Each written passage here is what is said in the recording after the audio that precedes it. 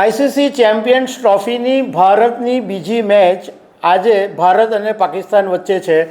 અત્યારનો ચેમ્પિયન્સ ટ્રોફીનો જે રેકોર્ડ છે એમાં ભારતનું પલ્લું જબરજસ્ત મજબૂત છે।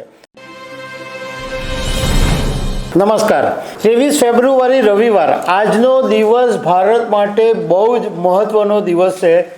બધા જ જાણે છે કે આજે ભારત અને પાકિસ્તાન વચ્ચે હાઈ વોલ્ટેજ મેચ છે એ દુબઈમાં રમાવાની છે અને બધા જ 2:30 વાગ્યાની રાહ જોઈને બેઠા છે કે ક્યારે મેચ શરૂ થાય।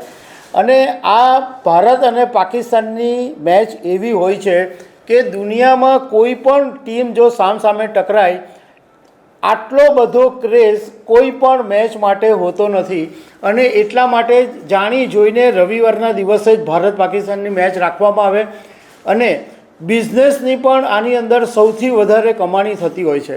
હું તમારી સાથે આજે એ વાત કરીશ કે દુબઈના સ્ટેડિયમની અંદર ભારત અને પાકિસ્તાનનો રેકોર્ડ કેવો છે।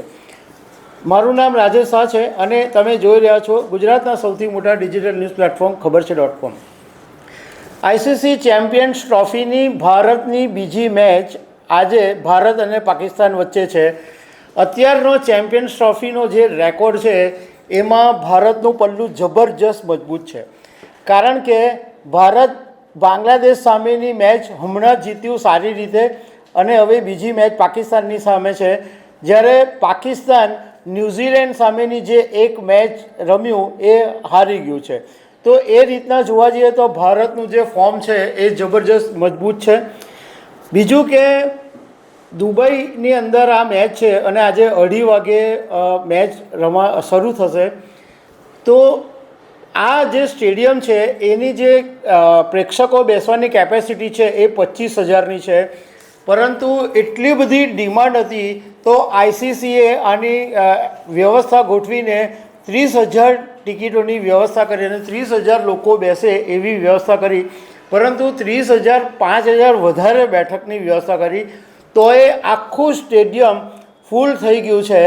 અને દુબઈની અંદર તો એક સંસ્થા છે એણે એક આખી અલગ વ્યવસ્થા ગોઠવી છે જ્યાં 5,000 લોકો સ્ક્રીન ઉપર મેચ જોવાના છે।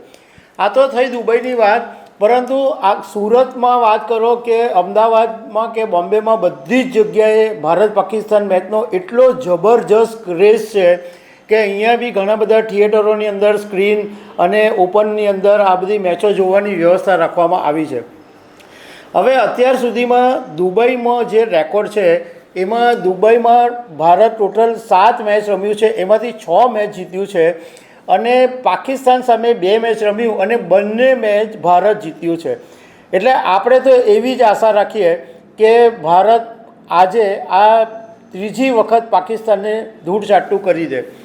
હવે જોકે 2017માં જ્યારે ચેમ્પિયન્સ ટ્રોફી રમાયેલી ત્યારે ભારત અને પાકિસ્તાનની મેચમાં પાકિસ્તાન 180 રનથી જીતી ગયેલું અને ટીમ ઇન્ડિયા અને પાકિસ્તાન વચ્ચે અત્યાર સુધીમાં 135 વન ડે રમાઈ છે, એમાં પાકિસ્તાન 73 વખત જીત્યું છે અને ભારત 57 વખત, અને 5 મેચ એવી છે કે જેમાં કોઈ રિઝલ્ટ નહોતું આવ્યું।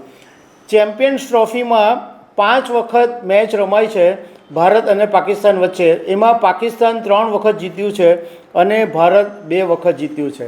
બધા લોકો પ્રાર્થના કરી રહ્યા છે અને આજે આ જે મેચ છે એને કારણે બધી જગ્યાએ રસ્તાઓ છે એ 2:30 વાગ્યા પછી સૂમસામ થઈ જવાના છે।